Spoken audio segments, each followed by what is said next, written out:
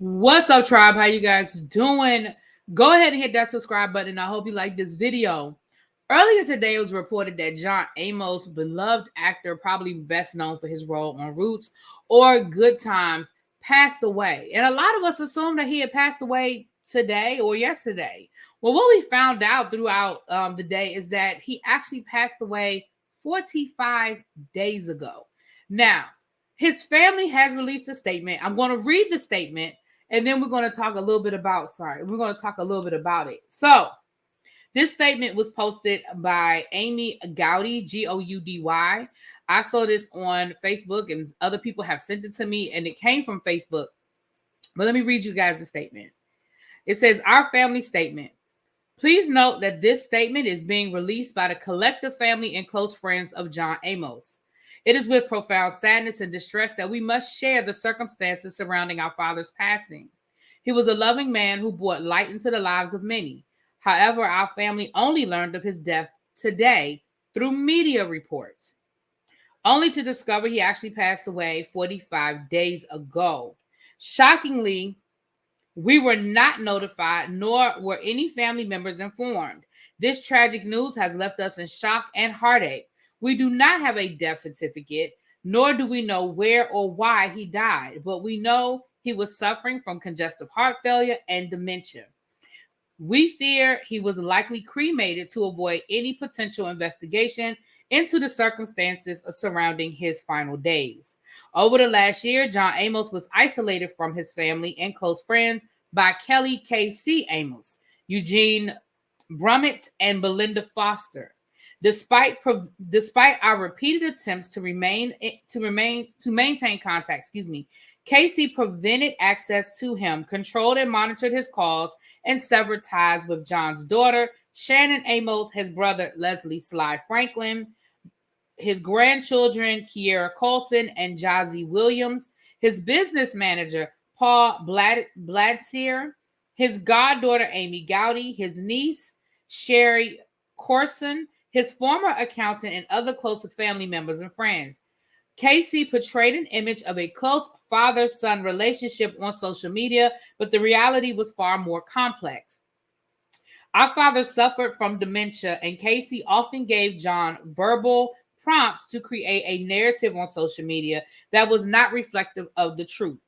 We were deeply concerned that our father may have been neglected and isolated during his final days, as we received photos from concerned neighbors and medical professionals. One photo even prompted an elder abuse investigation to no avail. The situation mirrors Shannon and Casey's mother's passing. Casey also prevented family members from being present and making decisions together. Shannon fought to be by her father's side and ensured she had agency over her final days. The family also questions why no medical professionals, coroner, or authorities informed us of his passing and why Casey did not inform any of the family members directly. We believe there are critical questions that need answers, especially since we believe Casey likely made the decision to have John Amos cremated without his family's knowledge. We suspect those actions may have been taken to alter potential wills and collect life insurance or other benefits. This is made even more concerning by Casey's struggles with addiction and mental health issues, as well as his previous arrest. While we mourn the loss of our beloved father, we are also saddened and outraged by Casey Amos's actions. We refuse to rule out the possibility of foul play, especially given the involvement of two individuals, Eugene Brummer and Belinda Foster, who claim to have been John's spokesperson, who we believe may have taken advantage of his vulnerability as an elder. At a time when we should be grieving and celebrating our father's remarkable life, we find ourselves in the unfortunate position of seeking justice and clarity. Sincerely, Shannon Amos' daughter, Kiera Williams' granddaughter, Jasper and Nakia Williams, son-in-law and wife, Amy Gowdy, goddaughter, Paul Bladseer, business manager, and Leslie Franklin, brother. As you guys know, we have discussed down here that the daughter actually had been fighting to try to get